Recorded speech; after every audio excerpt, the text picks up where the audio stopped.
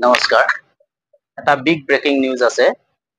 ৰাজ্যত মুখ্যমন্ত্ৰীয়ে আধাৰ কাৰ্ড সম্পৰ্কত এটা বিগ ব্ৰেকিং নিউজ আগবঢ়াইছে। এইটো হ'ল বিগ ব্ৰেকিং নিউজ।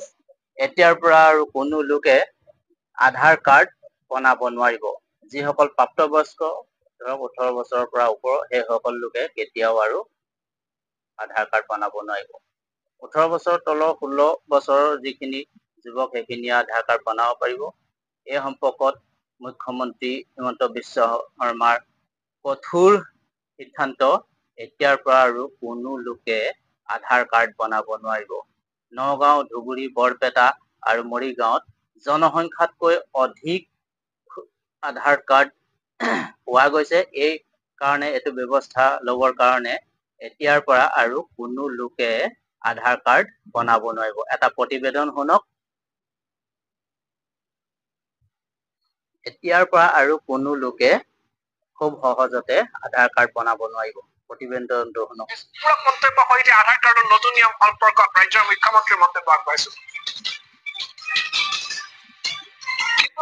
আধাৰক লৈ নতুন এটা সমস্যা হৈছে যে অসমৰ বহু কেইখন জিলাত, ধুবুৰী, গোৱালপাৰা আদি জনসংখ্যাতকৈ বেছি আধাৰ কাৰ্ড ইছ্যু হৈছে। তো জনসংখ্যাতকৈ আধাৰ বেছি ওলাই গৈছে।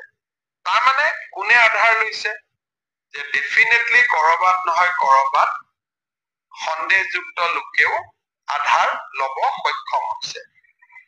অসম চৰকাৰে অহা 10 দিনৰ ভিতৰত এটা আমি নটিফিকেশ্যন ইছ্যু কৰিম যে যদি আপুনি অৰিজিনেলি NRCত আবেদন কৰা নাছিল, তেতিয়াহ'লে আপুনি অসমত আধাৰ নাপাব। নাম থাকা আৰু নাথাকা পিছৰ কথা, কিন্তু অন্তত আবেদনকাৰী হ'ব লাগিব। তাৰমানে 14ত NRCৰ কাৰণে আমি আবেদন কৰিছিলো।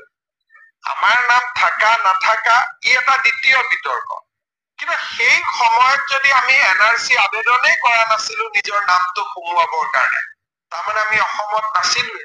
মোৰ আবেদনখন গ্ৰাহ্য হব অগ্ৰাহ্য হব দ্বিতীয় কথা, কিন্তু মই আবেদনেই কৰা নাছিলো। তাৰমানে মই 2014 চনৰ পিছত অসমত আমি প্ৰৱেশ কৰিছো। ই এটা প্ৰাইমা ফেচি ধাৰণা লব পৰা যায়।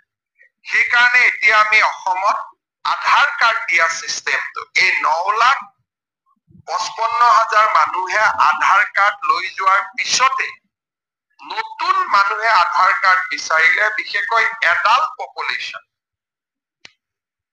যদি 16 বছৰৰ ওপৰ পপুলেশ্যনে আধাৰ কাৰ্ড বিচাৰে, তাক আমি খুব পুংখানুপুংখভাৱে আমি বিবেচনা কৰিম। এতিয়াৰ পৰা পোনে পোনে বায়'মেট্ৰিক দিলে আধাৰ পোৱা ৰাস্তাটো বন্ধ হৈ যাব।